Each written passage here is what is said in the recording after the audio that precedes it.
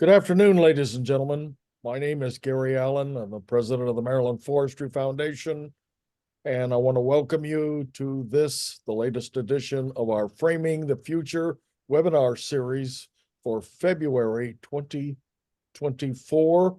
And our today's program is on what is urban forestry. The series is designed to help raise and explain and address the continuing and growing number of issues that help frame the thinking and planning for the future of forestry in Maryland. We've been doing the program now for almost 2 years. Very pleased that you could join us again. It's always on the third Thursday of each month. I'll get it straight here at 1 o'clock. So plan to join us next month and in the future as well. It's our pleasure to sponsor this program. It is being recorded. It will be made available on the Maryland Forestry Foundation.org website later this month. We just have a new website launch. But I'm also pleased that we've had throughout this entire series a very fantastic moderator and set of programs. And our moderator is one of the former Mel Fellows of the Foundation, one of our first Mel Fellows. I think she was our first, as a matter of fact, and Megan Carr. She's currently employed as an urban forester for the city of Baltimore.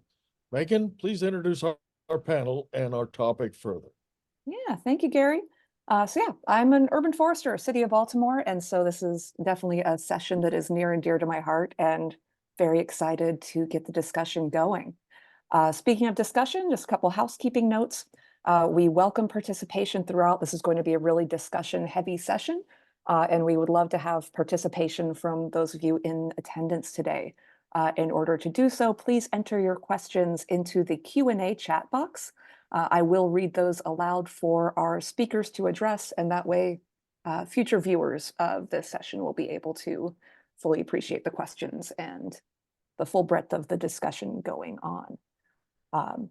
So without further ado, we'll go ahead and jump on into things. We have two excellent guests joining us today, alphabetically by last name. Going to introduce them both to you.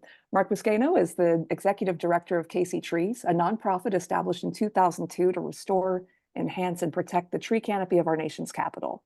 Originally from New Jersey, Mark received his Bachelor of Science degree in Business Administration from the University of Maine at Orono, a Master of Science in Forest Resource Management and Silviculture in the State University of New York at Syracuse, and a certificate in nonprofit management from the Harvard Business School. Mark began his career as a forestry program volunteer with the U.S. Peace Corps in Benin, West Africa.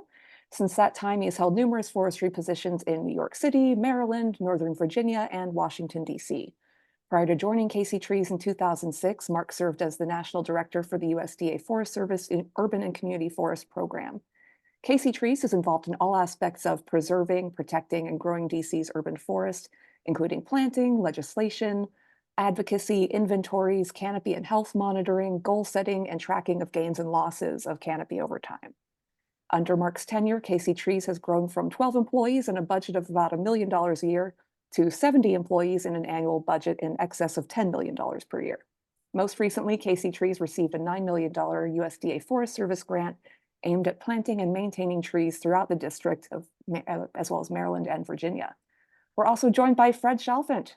He's a ISA certified arborist municipal specialist and TRAC, that's Tree Risk Assessment qualified. He coordinates the Baltimore Tree Keepers, Baltimore City's free tree stewardship program. He's a forestry tree inspector and monitors newly planted trees when he has free time.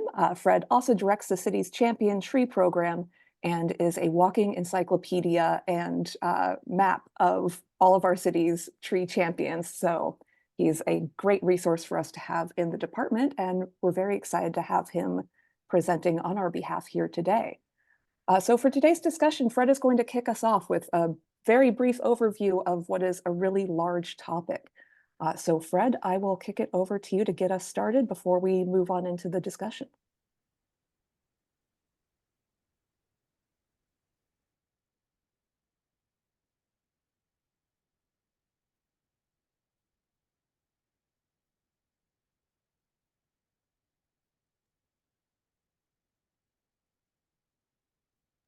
Sorry, I stopped sharing because I muted myself and then I couldn't unmute myself while I was sharing. So I'll do it again. Does that look good? Looks great. Okay, so I'm there's a little trepidation here. Gary Allen asked me to talk about urban forestry with someone with as broad experience as Mark, and so I was appreciative, but just a little intimidated. It's a really broad field, and there's a general consensus about what urban forestry is, but not a uniform consensus. So I'm going to throw out some general ideas and concepts, which Mark and I can expand on in Q&A. So first, I'm just going to talk about what the urban forest is, for those who might think about it. So the definition we see right here comes from Robert Miller's Urban Forestry, Planning and Managing Urban Green Spaces, which is probably the most common textbook for urban forestry. And so we're looking at this as the sum of all woody plants and associated vegetation in and around dense human settlements. And we're looking at three images here. So there's a street tree on the left in a neighborhood in South Baltimore. You have some maintained trees in a park. You have some trees behind a house in a residential neighborhood in Baltimore City. But the forest is everything. It's in its natural areas. It's abandoned lots. It's schools and universities, cemeteries, transportation, utility corridors are all part of our urban forest. So we have to think about all those concepts when we're looking at the forest. But also we need to look at the scope of the forest. So if we look at the image on the upper left here of this slide, so this is Baltimore City street inventory, and it looks really neat. They're like nice, clean boundaries there. Of course, the urban forest doesn't stop at political boundaries. So by definition, it includes an area of densely populated human settlement. And so that boundary is going to cross geopolitical boundaries like this. So though we see the street tree industry, but it's going to continue into neighboring counties. And the ecosystem benefits are going to transcend those boundaries, and communities in either jurisdiction can be affected by the presence or absence of tree canopy in those things. So if we look at the image on the bottom left, we've zoomed in a little bit, and now we can see a little bit of a different story about the scope. So now we see that the street trees that we in the city are maintaining represent a much smaller part of the whole process. And we can't get a grasp of what they are and what that is. And then the final image is the same area as the image on that bottom left, but it's just a satellite image. And in this case, we can see more areas of natural areas, which aren't included in that. We might see areas where there's cemeteries, or in this case, cemeteries and hospitals and transportation carriers. All this is our urban forest. All right, that's great. So we have I think we have a good idea of what we're talking about when we're talking about the urban forest. So then let's go to urban forestry. So what we're looking at here is this definition is just from the ISA Arborist Study Guide. Just involves the planning and management of urban forests. So now that we've kind of looked at what an urban forest is, let's talk about what urban forestry is. So when the term was coined in 1965 by a Danish Jorgensen, I'm going to forget what his first name is. I didn't put it in my notes. He was at the University of Toronto when he coined the term urban forestry. And he was very involved in Dutch elm disease and trying to have a strategy for directing it. So when thinking about that, he needed a term in urban forestry involving the management of urban forestries, because a project as big as, say, Dutch elm disease is not just talking about street trees or management. It takes a more comprehensive look at all the things that are going on here. So the term appreciates it, it's coined in 1965, and then what we think of as urban forestry evolves from that. But we have to remember that the management of urban forests predates that term. So cities have been managing trees, maybe not the whole complex urban forest, but managing trees for a long time. The photo on the right is newly planted Baltimore City street trees from 1915. So we're managing trees, maybe not in the same way. And since that time, we've tried the conversation about what the actual urban forestry, this planning and management means, has been evolving.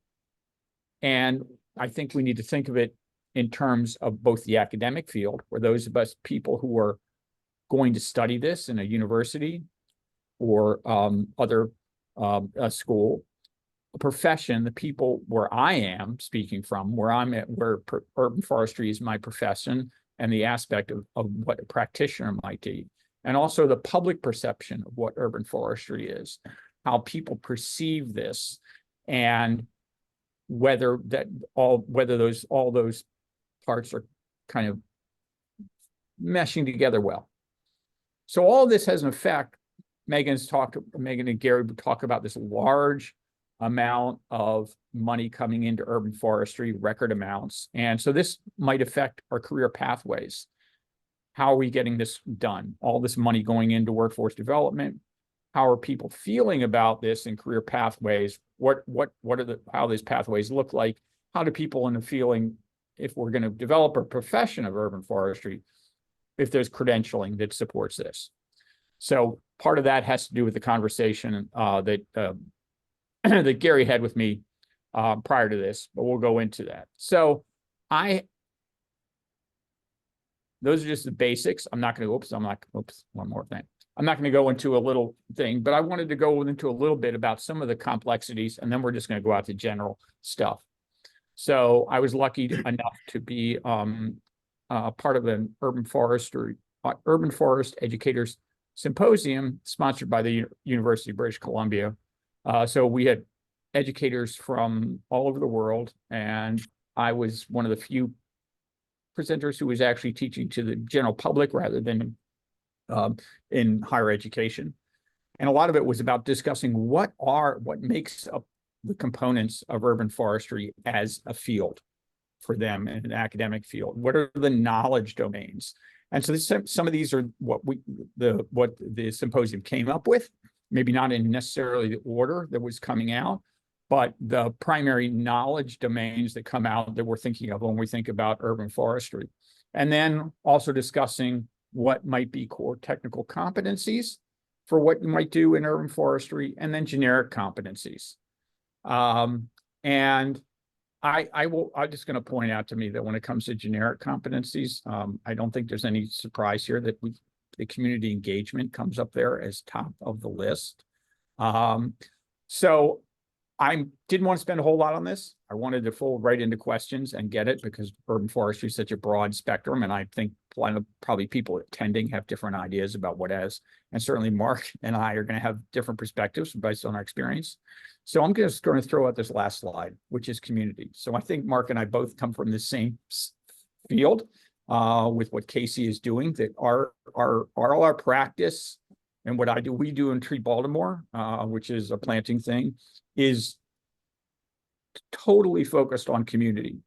That's where our focus is, on getting the community involved, getting that involved, and getting them to be part of our whole urban forest experience. It might not be everybody's practitioners, urban foresters. There are going to be people who are going to be specifically doing lots of work in GIS or anything else. But I know that Casey and a lot of what Tree Baltimore does is going to be community-based. Okay, and that's all I'm going to last and stop and get it out, because I didn't want to spend a whole lot of time doing this. Yeah, thanks for kicking us off, Fred.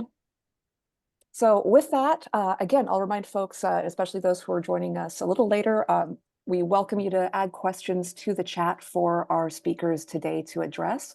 You just do that via the Q&A function there on your screen. So as we kind of delve into the conversation, though, I would like for you both to talk about, how, so that our audience can understand kind of the perspectives that you're coming from, just telling us a little bit about, your organization. So Mark, if you wanted to talk a bit more about Casey Trees and what you do to get us started. Sure, yeah, and Fred, that was a great comprehensive viewpoint, and thanks for quoting Jurgensen's name. I don't think we talk about it enough, to be quite honest. And I guess we're both wonks, Fred, but I think it's important to kind of remember origin stories. I think it grounds us, and from what I've read about Jurgensen, I think maybe he had an epiphany at one point. Everybody's doing all this stuff in these urban areas, or in these areas, that have significant amounts of human populations to try to keep them green for whatever reason it happens to be. And it's not just the street tree, which tend to be anywhere between, and I've heard figures between like 10 to 12, 13% of the entire urban forest. And I think when he came up with that term, urban forestry, it got people to think about something that was only a street tree component differently. And I think we all owe a significant debt of gratitude to him for that work. And I'm sure all the other colleagues that work with him on that. And sorry for that incredibly long windup, Megan. I didn't mean to do that. But at Casey Trees, I probably couldn't have said it any better than what Fred had put out there as well. We have been around since 2000, essentially. And we started out almost exclusively working with community. And our first really big project was to do a street tree inventory of the district's street trees. And we did that wholly with volunteers, 500 volunteers, in fact. And it took approximately an entire summer and a little bit more. And it's interesting because if we look back at that, and I was this DC City Forester at the time. I was not at Casey Trees. I joined Casey Trees in 2006. And I remember thinking to myself as a city forester, I said, that's going to be really expensive. And it was. It cost a lot of money. It cost far more than it would have cost if they had used consultants to do that. At the time, ACRT was very active in our area. And anyway, in hindsight, it was probably one of the best things Casey Trees ever did because it really energized the base. Back at that time, the city was in a completely different spot. There were, I think, somewhere in and around 7,000 dead and dying street trees, and almost every night a car was crushed by a falling tree. There had been decades of deferred maintenance. We've heard these stories. Fast forward to now, and I think the city really they're on a damaged or decayed tree within a 30 to 60-day period. It's quite quick, and they're very well funded now, et cetera, and so forth. But doing that inventory with those 500 people really created a community of conscience around trees and urban forestry that had kind of been bubbling up because of all those problems, because of people calling in, and the city couldn't really do much. And that started through Mayor Williams at the time, who really loved trees, by the way, really started the snowball running, which fast forward to today, as I've mentioned, the city's urban forestry division is extremely well funded, in terms of other places around the country. Casey Trees is a very strong partner with the urban forestry division.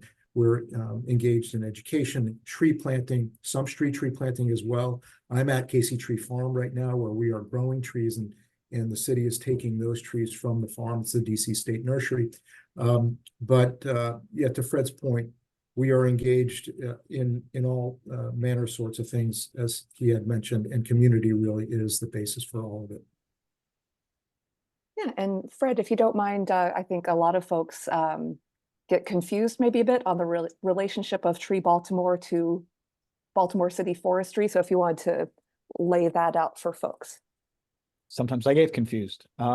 So back in 2008, the mayor created an initiative for expanding the tree canopy, and that was the Tree Baltimore initiative. So we are part of the forestry division, so I work for the city, but we work as a partnership organization. So we work intimately with nonprofits, other government agencies, the whole goal to expand the tree's canopy. And so if you think about that strategy, that involves a lot of engagement and a lot of outreach, where that might not be in a different city agency, that we're looking to do that. And so we do that by a lot of different ways to support this. But this isn't, so while we may actually only plant ourselves in the right of way, we're trying to do things like giveaways in residential properties, finding initiatives that may gain canopy in areas where the forestry division doesn't actually maintain or preserve those trees.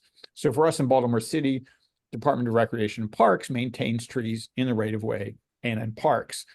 But on other city land, it may be a different agency. So a lot of that is finagling that, figuring out where that is, and trying to get that increased canopy.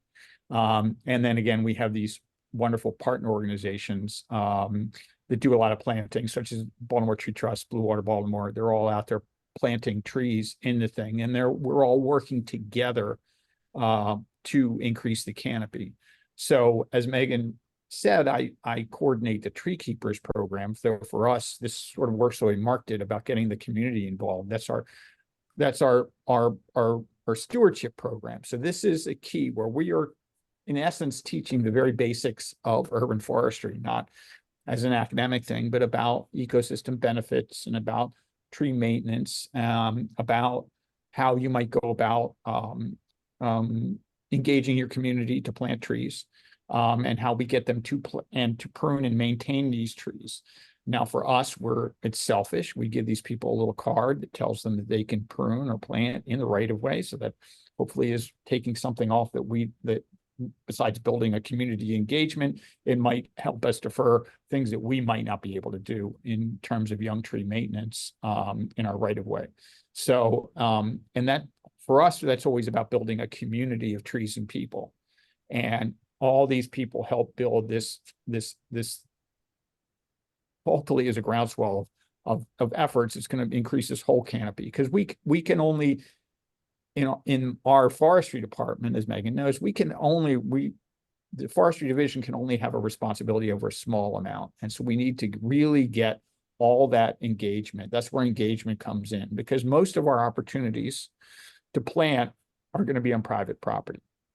But if we can engage people to understand the trees, understand the ecosystem benefits, we can get them to plant on that private property. And also a key, which is much more DC oriented, about trying to preserve the existing trees and existing canopy that are there. And that's what we do.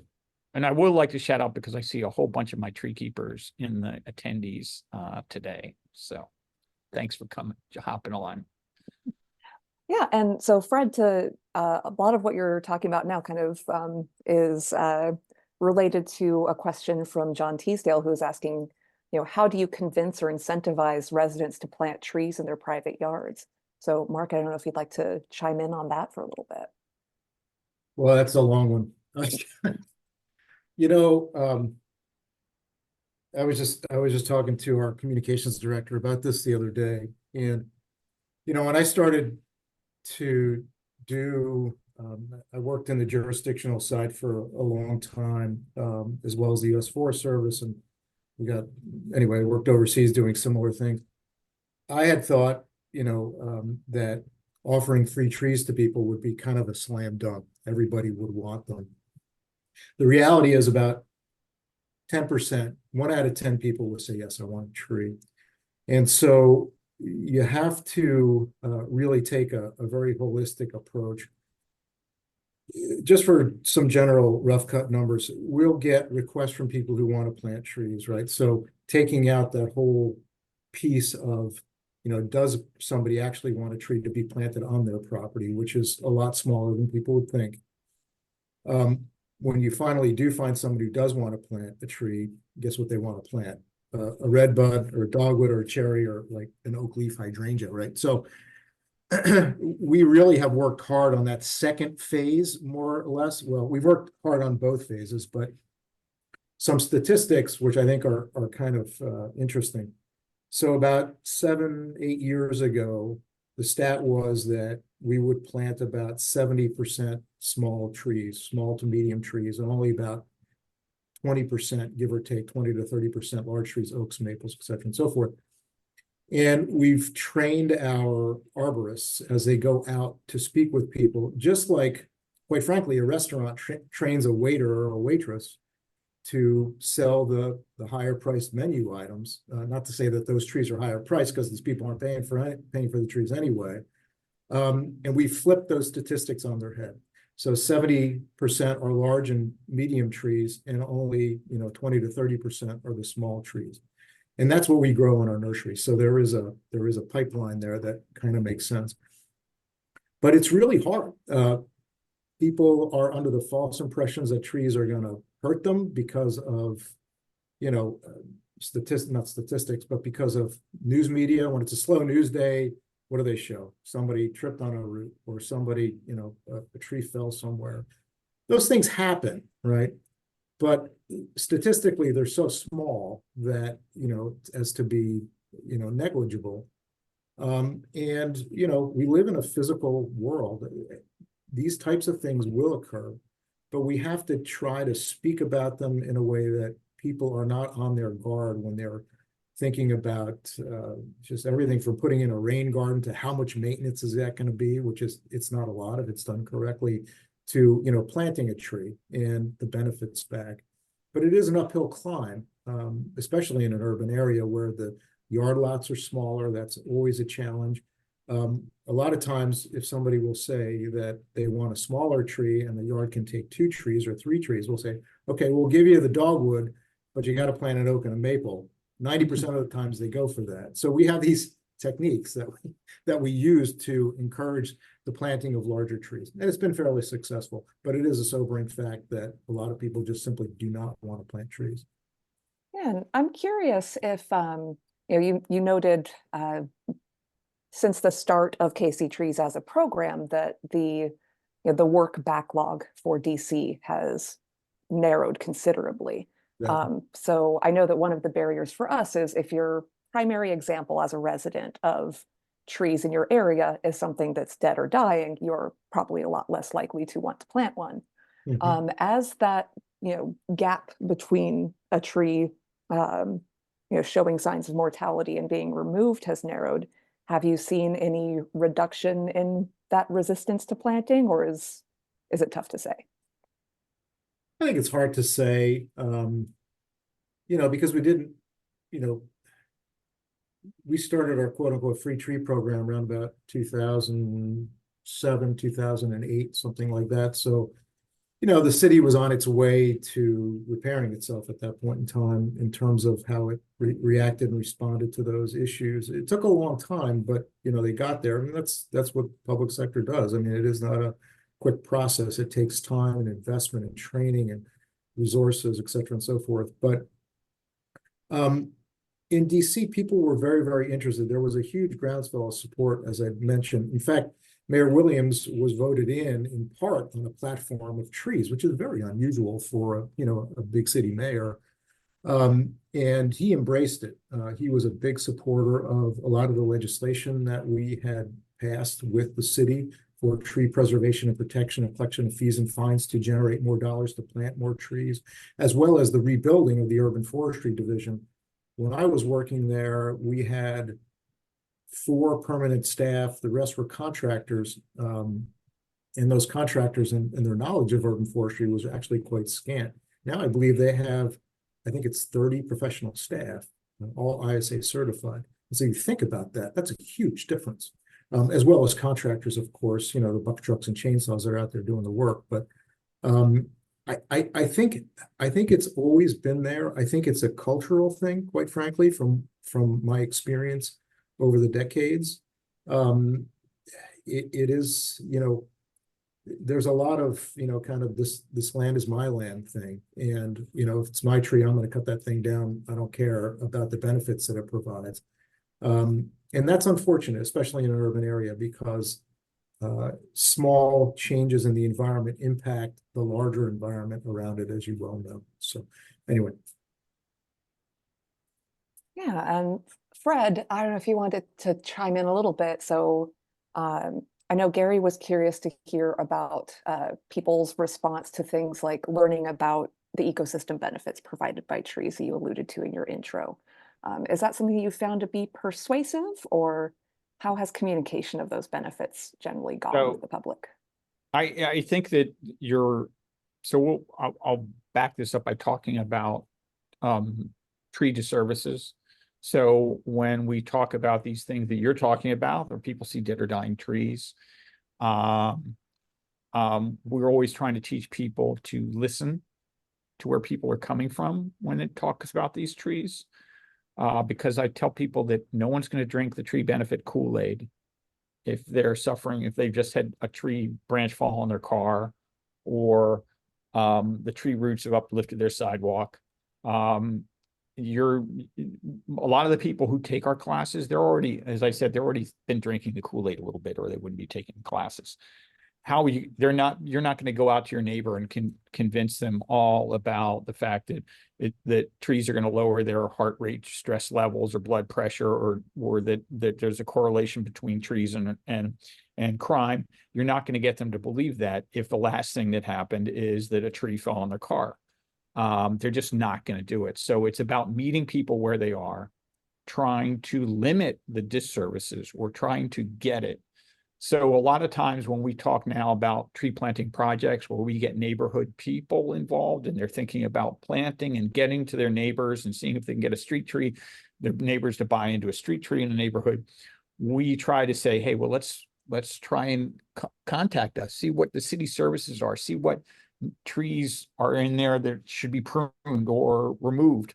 Because if you can get the neighborhood to buy in that, and that there's going to be some kind of return on the maintenance, then you're going to get buy-in on the ecosystem benefits of trees. You're going to get people to understand that trees are helping with stormwater, or whatever the ecosystem benefit is. It's better if you try and see people where they are and try and eliminate that, the extent of what people perceive as disservices coming from trees. That's my other thing.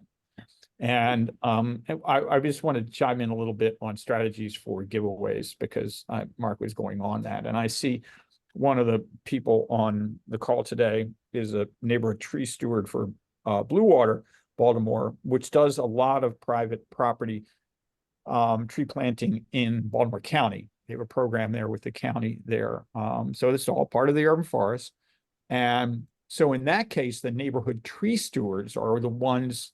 Blue Water is helping to plant and provide the trees, but the stewards are out there in their neighborhoods, communicating with their neighbors, selling the trees to them, getting that thing in there and getting that buy-in from their coworkers. And I think this is a big part. It's what we do a lot of our giveaways. We focus now that we're calling them tree adoption. We've gone to tree adoption. Is that we focus on providing the trees, but having them being given away by local groups or even businesses where they'll host a giveaway. And that gets a little more buy-in than what we do. Great. Yeah, and so I think to expand a little bit on another point that you made, I think that your reference to meeting people where they are is really just a huge component of what we do in urban forestry. So I would love if you both would talk a little bit more about what your strategy is for conducting outreach in the community. How are you making initial contacts, and how is your organization, maintaining these relationships over time? Mark, if you'd like to kick us off with that. Sure. Yeah, I mean, it's a whole host of things. We plant in DC, but also outside of the city. And we were graciously given a very large grant from the USDA and in socioeconomically disadvantaged neighborhoods in and around the city, and that's really been our focus point for many years now. And that's a particularly difficult demographic to get interested in trees. But we have relationships with all various sorts of community groups, local political type of geared groups, arts organizations. I mean, the list is long and comprehensive. I'm sure you know what I'm speaking of. And through them, we are able to kind of get the word out on the street. We also just kind of beat the streets. We knock on doors, especially larger institutions, places with significant land holdings, might be universities or schools or things of that nature. We're planting about 3,500 trees a year in the city and about 3,500 to 4,000 outside the city as well. And what we found is, especially outside of the city, in Prince George's, Montgomery, and Fairfax counties, there's a lot of pent-up demand from the jurisdictions, which has been great. And so a lot of areas we are now starting to plant, which is really fantastic. because as you know, planting 1 or 2 trees in a particular area and then driving wherever to plant something else it's a pretty inefficient operation. And we try to get as many trees in the ground where we can, where they're needed. And we're finding a lot of opportunities, stormwater management ponds and things like that.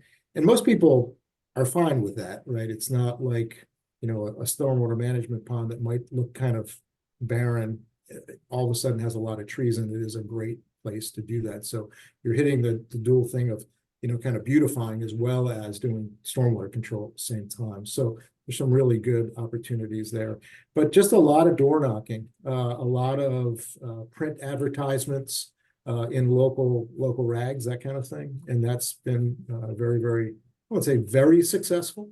We have the capacity to plant more than we're planting now, but it is still a pretty robust number, and we're pretty proud of it. Right. Yeah. Fred, anything you want to elaborate on with that topic? So we have different fields about how we go about community engagement. And I think a lot of that is more restricted to how much resources we have to go out and do that. We don't have the largest budget in the world involved with that. So I think for what we talk about for Tree Baltimore is a very small team, and we're all public engagement related, and we're all publicly facing. But it's a different being able to have the resources for a really comprehensive strategy to go out and seek agencies. In a lot of what we do is trying to help our NGO partners who are much more community oriented, and then do support them if we can in what they need to do. Where they may do lots of door knocking or something like that, where they have the scope and knowledge to do that in a tree canopy campaign. Again, our role would be trying to support them rather than going what we have. There's just a limit to how many resources we have to go out and do that. But that doesn't mean that we aren't focused on connecting as needed, and to go out into the neighborhoods or the communities, or discuss with those people what we need to do. But we also, I want to talk a little bit, and I haven't talked about this because I didn't really, so many things to talk about in urban forestry that we missed some points about it. But I wanted to get back to equity, environmental justice, and where the direction of plantings are, and just talk about where a lot of our focus is on priority planting in neighborhoods that are often disadvantaged for a number of reasons over historically or whatever.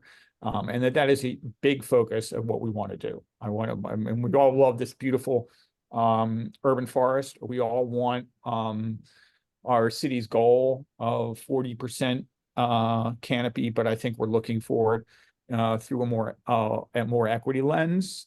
So I look at it as, I've always thought that we want to look at it more through the Cecil Canindike's 330-300 rule. I'd rather have every neighborhood with a 30% canopy, and that's how we achieve our 40% canopy, because some of the big neighborhoods have got more, rather than focusing on just getting an overall canopy. Though I want to get that sort of 330-300 where everybody can see 3 trees from their house or their home or their visitors, where every neighborhood has a 30% canopy, and where everybody has access to a quality green space within 300 yards or 330 yards, 300 meters. So that's a lot of what we're trying to focus in, and where we're trying to prioritize a lot of our work. Yeah, great point. And Mark, if you would like to, also weigh in on some of those concerns about equity and prioritization and just spatial distribution of some of your practices. Sure. Yeah. I think, this is a great question. 90% of our work are in wards 5, 7, and 8. The same, areas that Fred's speaking about in Washington, D.C. Our goal is 40% tree canopy by 2032. And, over our history, what you see is that you get requests for trees in the areas that have a lot of trees, right? They tend to be the areas that folks have more disposable income, they have more time to plant trees or think about these types of things. A statistic that the city forester, Earl Utzler, told me once that I found quite fascinating was for every street tree space that's open in the northwest wards, they'll get like 15 or 20 calls inside of a maybe 1 or 2 month period for every street tree space that is open in some of these disadvantaged areas that I'm speaking of. If they get 1 call, that's a lot. Now, fortunately, they have the ability to go ahead and plant every street tree. In fact, DC is, I think, one of the few cities that has almost full stocking in its street trees, which is pretty fantastic. But I think that anecdote, that statistic that Earl has conveyed, really paints the picture of the difficulties ahead of groups like Casey Trees and Fred, I'm sure your group, in trying to bring trees, you can call it equity, you can call it trees, however you want to say it, to areas where, and I'm no expert in this, but people have other things on their mind to think about than trees, and it's understandable. And so I think what the city does for their part is great. It fills up every street tree space, no matter where it is in the city. And that, to me, is a huge home run. Now, they also do very good maintenance on their trees, too. So it's not like they're planting trees in equity areas and they don't have the ability to maintain them. That's not true. And so they are providing equitable service and planting trees all over the city, which is fantastic. And frankly, street trees and parks as well, those are the places where city can take direct action, right?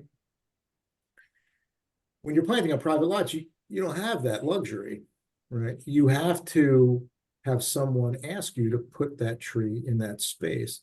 And that's really where things slow down quite dramatically. And that's where we're talking about community and where we have meetings and we try to encourage people to embrace trees versus not. But it's a really slow process. And I don't think any of us have any silver bullets to these questions. But I can tell you that if it is in the public space, that the jurisdiction should focus in on making sure that the efforts they provide in the wealthier areas are provided in the other areas that are not as wealthy. I can remember planting trees on yard spaces in areas in Northwest, seeing some pretty prominent politicians hanging out or coming to these plantings. And then after we'd leave, the trees would be maintained by their landscapers. And it was, that's how they maintain their yards and stuff. I know the trees are going to survive, and I think that's great.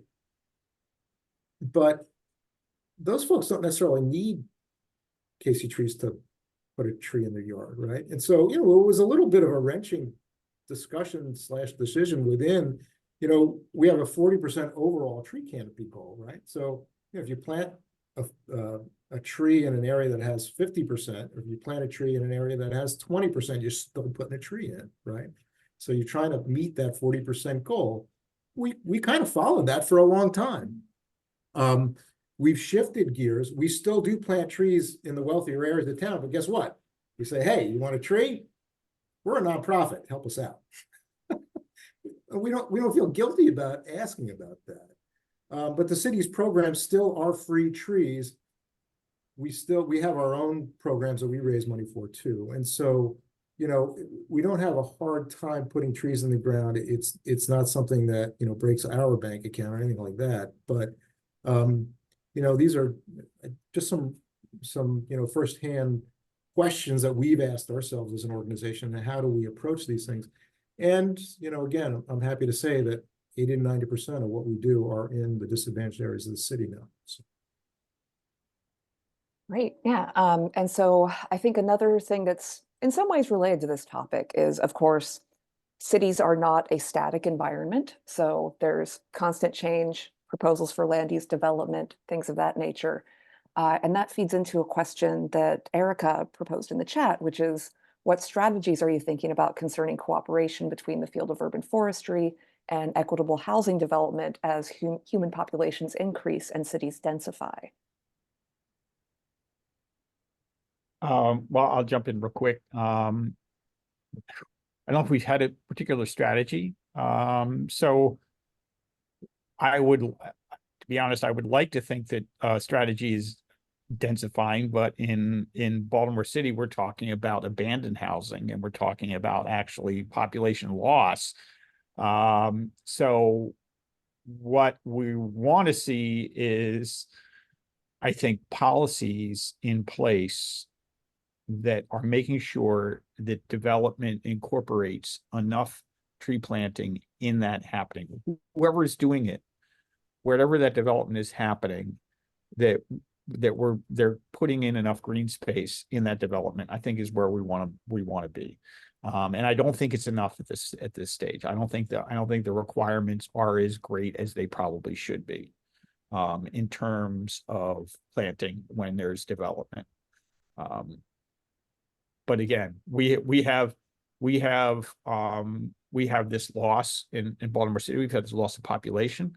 I think our strategy is more involved in ways we can make potential pocket parks in areas where there may be some torn down, and we can create a green space in half a block or a city block there wasn't there before, that's going to give people access to nature and a green space that might be in there. And we might work with that with either our housing department or our housing community development department or something, where we might create these parks, which are going to again create some green space for people.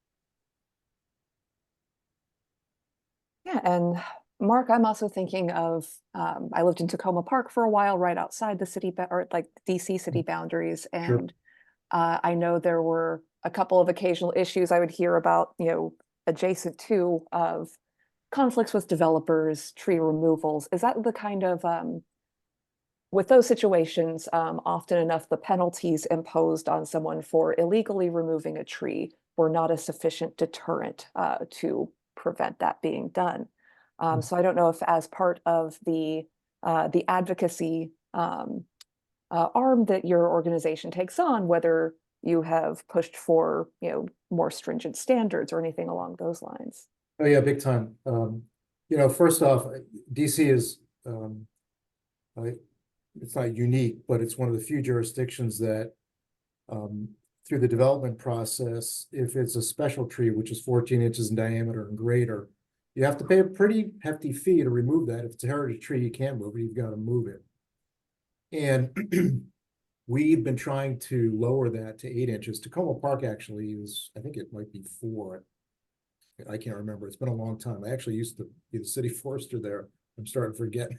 It's been many, many decades now. But anyway, and even at 14 inches diameter, you're only protecting 15% of the canopy. If you think about that, there's just fewer larger trees in any forest stem distribution. And at 8 inches in diameter, it's about 22%, give or take. So it's not a ton of trees, but those are the trees of tomorrow. And if you don't protect those trees in some way, and I should roll that back, disincentivize their removal.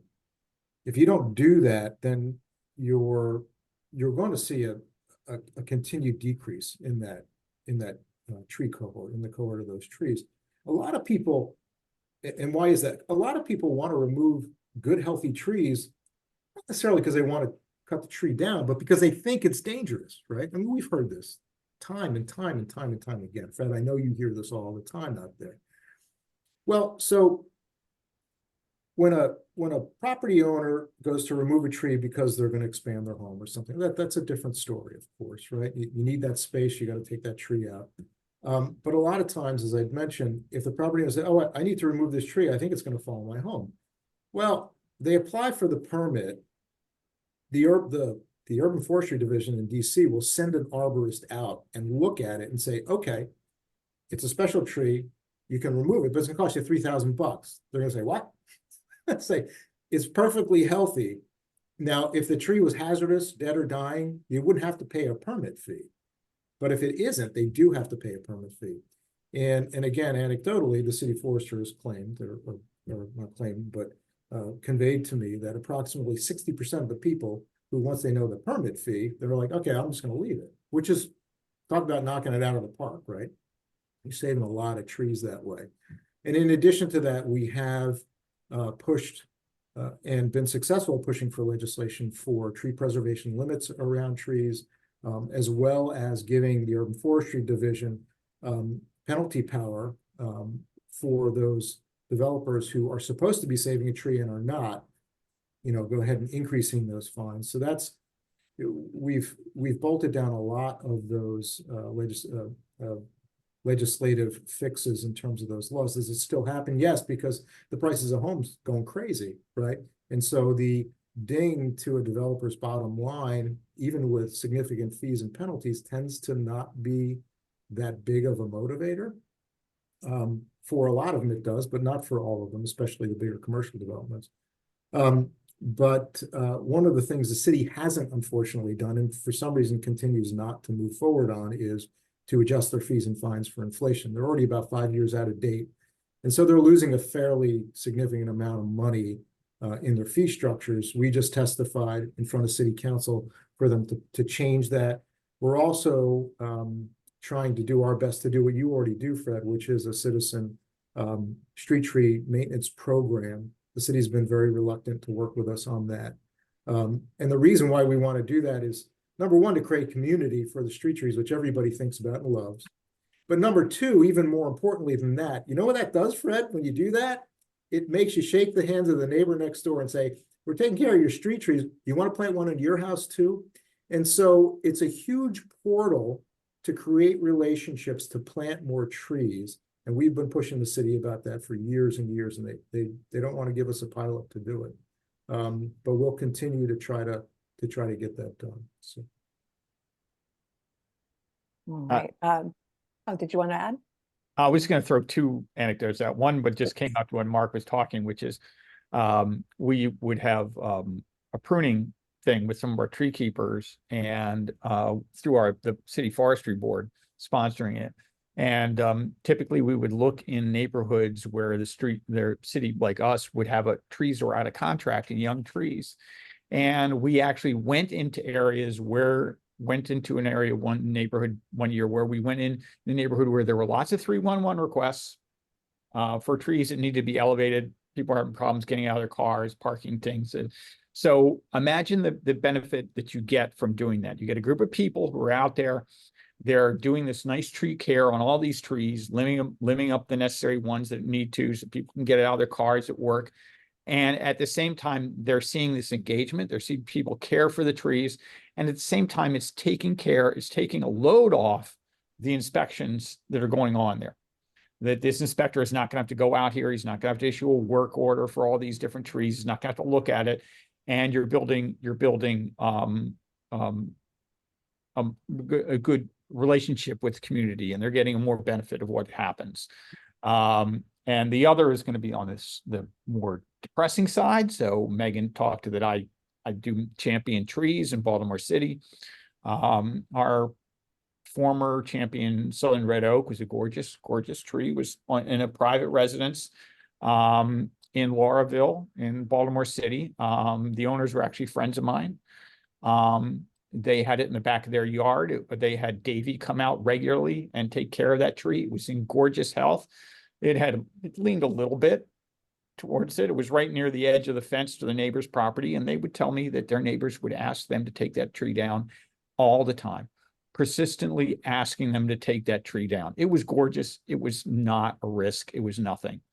They left. They had to move for circumstances. They moved out of their house. They sold the house. New neighbors came in and the tree was down in a year, probably from pressure from the neighbors to get that thing. Whereas the previous ones didn't do it, they sucked in. So we lost a great tree. And Baltimore City doesn't have anything like DC where there's no money or any thing coming out of that. We're just losing a beautiful old tree. Okay. That was my depressing story of the week. Well, I know Gary is going to have an announcement for us at the very end of the session. So I think in the 3 minutes we have remaining, unfortunately, we're not going to be able to get to all of the great questions in the Q&A. But one that I think might be related to Gary's announcement, if you both could touch briefly on what is your number one piece of advice for early career urban foresters and arborists? Mhm.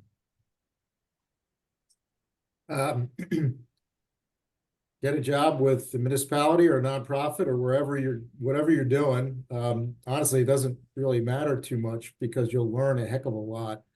And work really hard and be thirsty for knowledge. You know, a lot of it kind of depends and comes down to the individual. You know, I've seen a lot of folks come and go over the years, and the ones that are still doing it, you know, like all of us up on the screen here, you guys and gals, are the ones who love it and put their nose to the grindstone and learn from their mistakes in particular. And I've made zillions of them, and just keep on trucking. It's a great field to be in, and I'm telling you, in some ways, I wish I was starting my career now because, man, the opportunities are amazing, really amazing. Amen.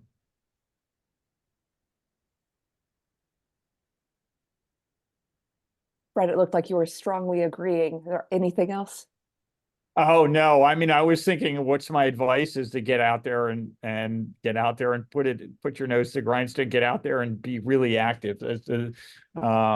I think if you're an arborist, then working for, I mean, you're going to learn a lot if you're working for a commercial arborist or something like that. But I think there's something you get out of working in a municipality or an NGO that's going to be different in that relationship to an overall community rather than maybe say a client-based thing that might happen. I think that's a really good thing. You're going to learn something working in a municipality or an NGO that's going to set you up to do anything in the field of arboriculture.